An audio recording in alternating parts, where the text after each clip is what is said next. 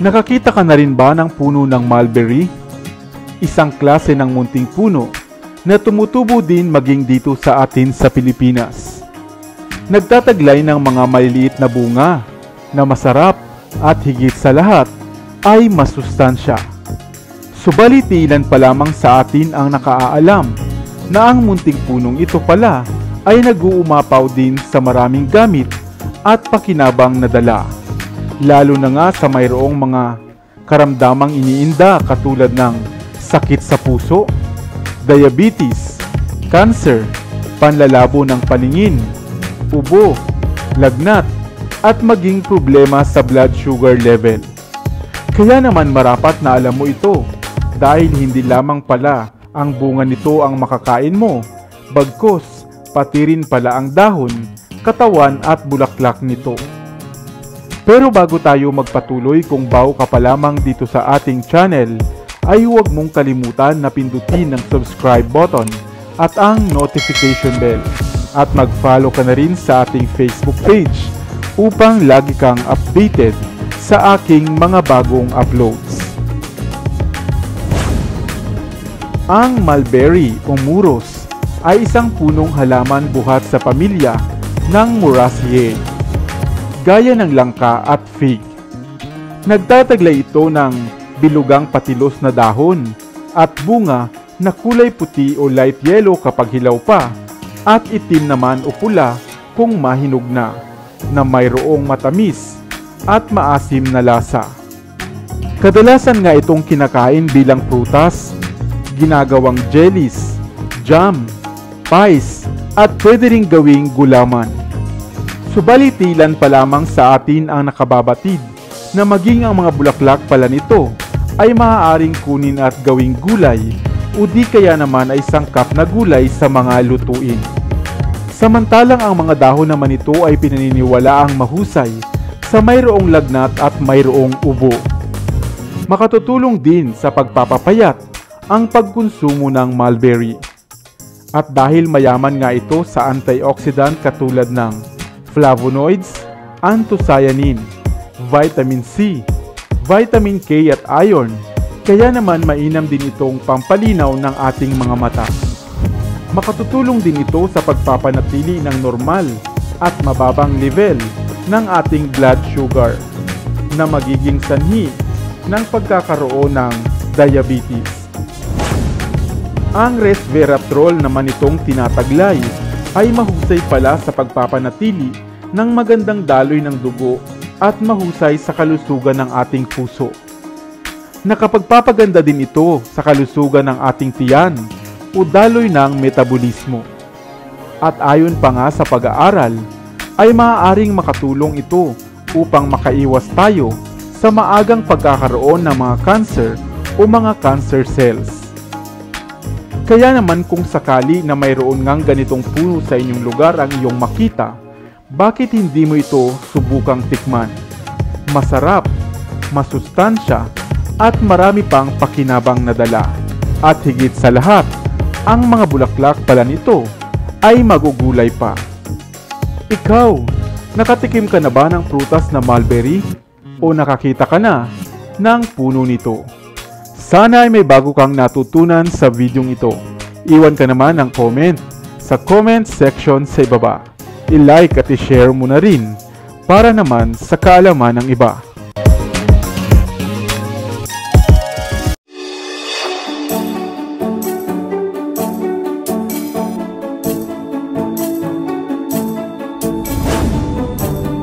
Nakita mo na rin ba ang prutas na ito?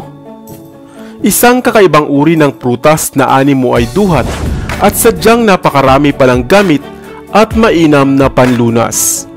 Ang prutas na kung tawagin nga ay karandas. Hello, what's up? Your best here. Sa videong ito ay kilalanin natin at alamin ang maraming gamit ng kakaibang prutas na ito na madalas na ring makitang tinatanim dito sa atin sa Pilipinas. Ang halamang prutas na tinatawag ngang karandas. Ito ang puno ng Carissa carandas, isang species ng namumulaklak na munting puno sa pamilya nga ng mga Apocynaceae. Nagtataglay ito ng mga berry size na mga prutas na halos kasinlaki nga ng ubas o ng duhat. Ito ay kilala rin sa ilang katawagan katulad ng Bengal currant, Christ thorn, Carandas plum, Coronda o kaya naman ay Caranda. Ang prutas na ito ay mapusyaw na kulay kalimbahin kapag hilaw pa at nagiging kulay lila o itim kung mahinog na at mayroong lasa na kahawig ng duhat o kaya naman ay ng bignay. Ang prutas ding ito ay karaniwang ginagamit bilang condiments o kaya naman ay sangkap sa paggawa ng Indian pickles at mabilis din kung tumubo sa kahit anong kondisyon ng panahon. Subalit batid mo ba na hindi lamang ito basta simpleng prutas sapagkat napakarami nitong pwedeng gamit at panlunas. Kaya naman halika at isa-isahin natin ang mga gamit ng prutas na Carandas. Ang prutas na ito ay mayaman sa iron, sa vitamin C, vitamin A, calcium at phosphorus. At maging noong unang panahon ay mainam nang ginagamit sa pagpapagaling, lalo na nga sa mga dumaranas ng acidity, mahinang panunaw, sugat at kung anong mga kati-kati sa balat. Gayon din para sa UTI at sa diabetic ulcer.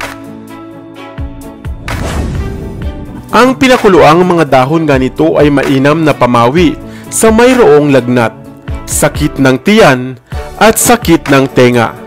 Samantalang kung ang ugat naman ito ang inyong pakukuluan, mahusay ito sa mga namamagang kagat ng insekto at ibang infeksyon sa balat. Gamitin lamang itong banlaw o kaya ay panghugas.